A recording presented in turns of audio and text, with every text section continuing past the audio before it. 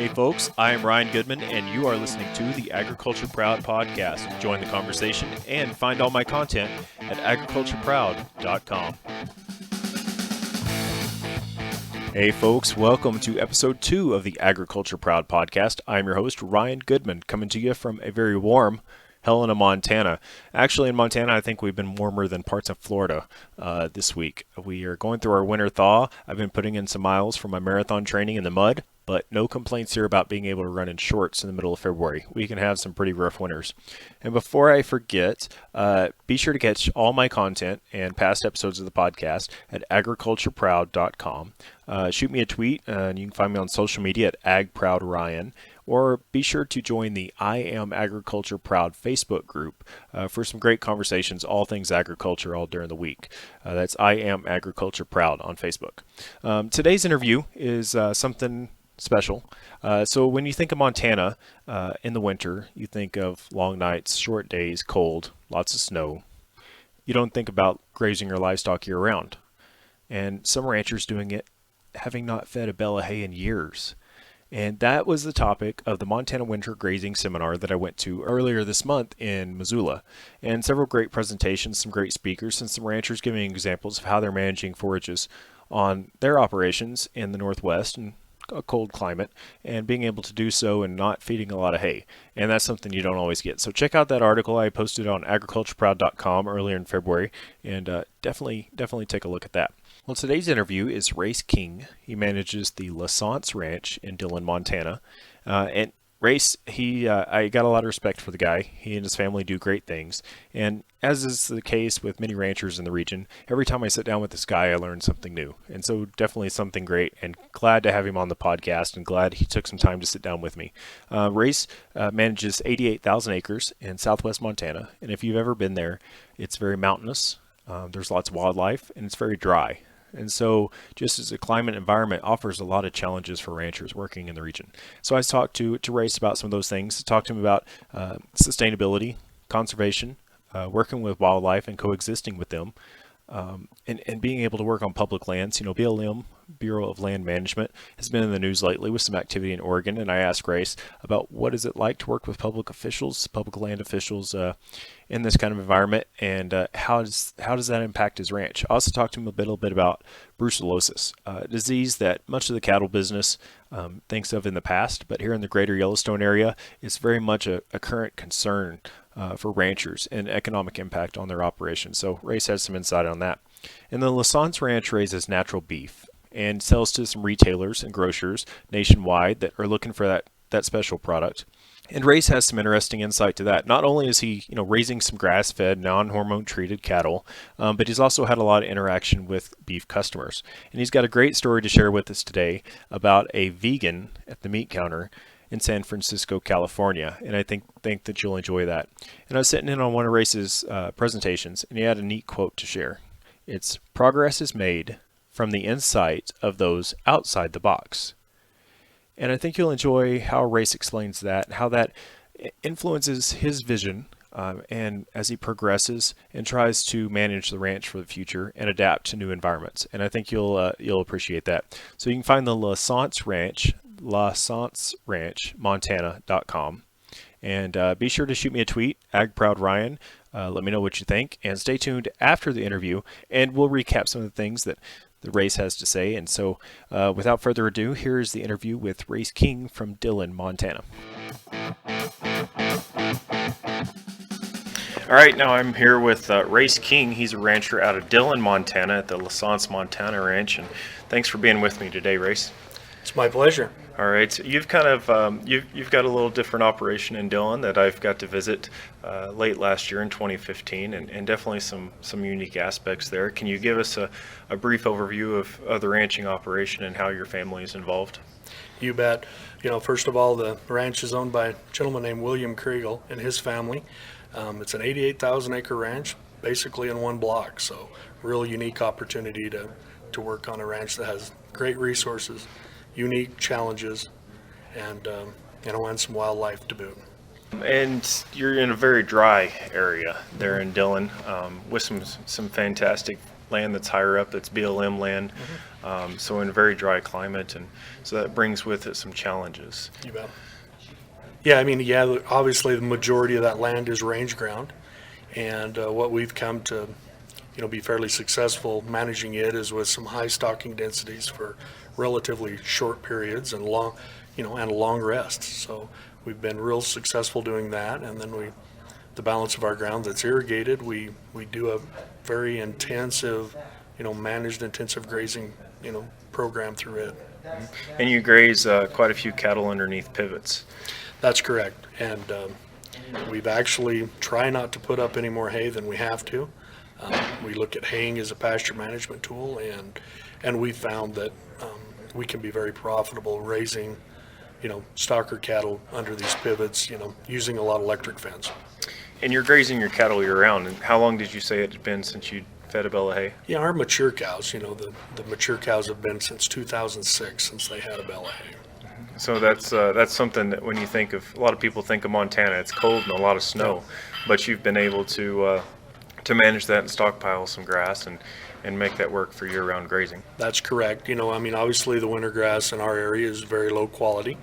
So, we have to match that with the cow's nutritional needs. And to be able to do that, it was key that we back our calving dates up and, calve a little bit closer to green grass so that that cow really just has to maintain on that low quality forage.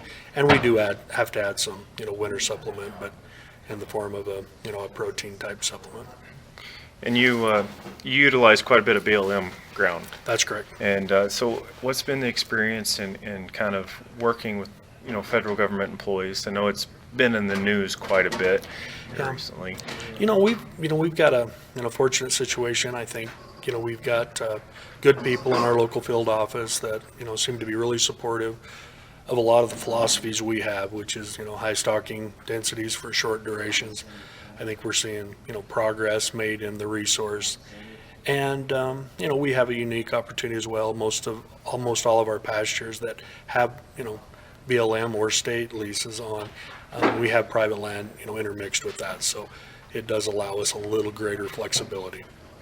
And on a recent visit to the ranch, you took us up in the mountains, and we saw some elk that were calving. Yep. Pretty late. And for a lot of people across the country, Brucellosis is a thing that is kind of in the past, and a lot of people don't realize that here in Montana we have to deal with brucellosis testing and how to interact with wildlife there. So what are some challenges that come along with that? Well, just like all of us here, we love wildlife, and we're blessed to have a lot of different species, but some of them do come with some challenges at times, with predators, and elk specifically. We do live inside the designated surveillance area for brucellosis, and we've got to limit our interaction with those elk and our cattle, especially during the critical time between the 15th of January and the 15th of June. And obviously, we need to work with our sportsmen, and we need to start seeing even greater harvest levels on that herd because it is above management objectives, and work with our Fish and Game. We've got a good relationship, I think, with most of those folks, and that'll be key to solving and making any progress. There you go. And we've been able to avoid a lot of brucellosis problems through proper management. But for ranchers like yourself, we hear a lot about brucellosis. What are some of the threats of concern about brucellosis to ranchers like yourself? Well, obviously, we think about it every year. I mean, as we want to ship any animals that are sexually intact, we go through the bleeding. And, while you're waiting around for your negative test, you always wonder what if. And, so that's a real risk. The quarantine and the economic things that go along with that could be potentially, fairly devastating. So, obviously the threat is real. These elk have, I don't know exactly, I can't remember exactly what their rate is, but there's definitely a certain percentage of the elk in our area that are carrying brucellosis, and they have the potential to spread that disease, to our livestock and potentially to, humans as well. But that risk probably is very low. And you've been able to, to manage and coexist with wildlife. And so I think that's something that we often get criticized for, but not always a story that makes the headlines, that we do quite a bit to work with them. Yeah, I mean, we like having some wildlife. we like a balance. We need healthy populations of kind of all the species, but they all need to be within check. And like I said, they add a lot of value to our ranch. The value of it itself, and into our lifestyle. So it's important, but we still have to run our business. You've got a unique riparian area, right, in a little bit higher elevation, and that's important for a fish species. Correct. Is that correct? So what's a little bit about that and how you've been able to work to preserve that area? Obviously, we have to work with, within the management objective, and, keep the proper stubble height, and graze that at a time when, we're aware of the issues with those riparian areas, and we just gotta, we just have to manage it. For sure. So, switching gears a little bit. So you've got a special operation. You've devised kind of a marketing area with your cattle, where you've had the experience and opportunity to work with our end consumer and some different restaurant chains. And so, how has that experience been for you? It is really satisfying to get to spend some time with any of our end consumers. They bring a unique perspective, and they have a lot of questions about what we do and how we do it. And I think it's, really kind of opens your mind a little bit. Sometimes they ask those questions that might seem somewhat naive to a producer, but really, why do you do, this? And it, really gives you an opportunity to sit back and ask yourself, why do we do that? And because there are a few things that we've been able to eliminate from our operation just because we really couldn't answer that question. Why do we do that? And so that's good. At the same time, we get a great opportunity to show why we do, the things that are really important in our day-to-day management, and why the traditions have passed down from generations on animal husbandry and, and all of these things, and why it's important that we have a full toolbox when we go out there and, need to take care of animals. What's a moment or an opportunity that really kind of sticks out with you, or sticks out to you, that when you were engaging with an end consumer or visitor to the ranch? Yeah, I had an opportunity several years ago to be doing some demos in the San Francisco Bay Area at some stores, and had a consumer come up and watch, a slide presentation that we had going on in the ranch and how we did some things. And obviously we were cooking and serving a beef product, and you could tell she had some questions, but she was really hesitant. And I offered a sample, and she told me that she had chosen several years before that not to eat beef. And I go, that's fine. She was vegetarian, and we were both polite, but within about 3 minutes, she showed up with her 2 children and served them the product. And it really got a really interesting conversation going. And I think what I learned from that was that there is a lot of misinformation out there. And I think people really do want to know why we do certain things on the ranch, production practices. More often than that, they just want to know we care and want to know a little bit about our operations. And I think anytime we have the opportunity to reach out and talk to those end consumers, I think we need to take that opportunity. There you go. In a presentation that you were making on just sharing some of the techniques that you'd implemented on the ranch, you mentioned a statement to the effect that progress is made from inside of those that are outside the box. And so what's kind of behind that sentiment, and what's something that you may have learned from someone outside our box? Well, obviously we learn a lot from from visitors when they come to the ranch, and we have an opportunity to show them what we do. They have questions, and we learn a lot of their insight and what they're thinking, about certain practices that we have. But really, I'm working for an owner that really had never owned livestock before he purchased this ranch, in 2000.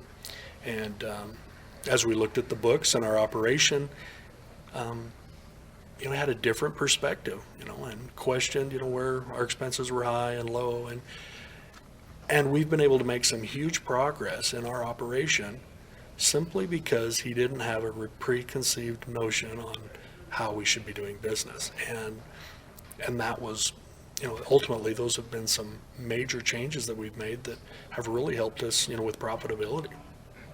So I really embrace that, and I think we need to really listen to those that maybe are from outside our industry that have a lot to share with us. Yeah, it never hurts to have an open ear and get to learn Exactly. from others. Exactly. There you go. So and finally, you're pretty involved in the ranching community, not only locally and state, but nationally. And why is that important to you? And what advice would you have to other ranchers that may be questioning the need to be involved? I love this industry. I love what we do, and I love the opportunity to be able to work with my family. And this industry just, like I said, it means everything to me. And so it's an opportunity. I serve because it's an opportunity for me to give back. And I learn so much as I'm doing that.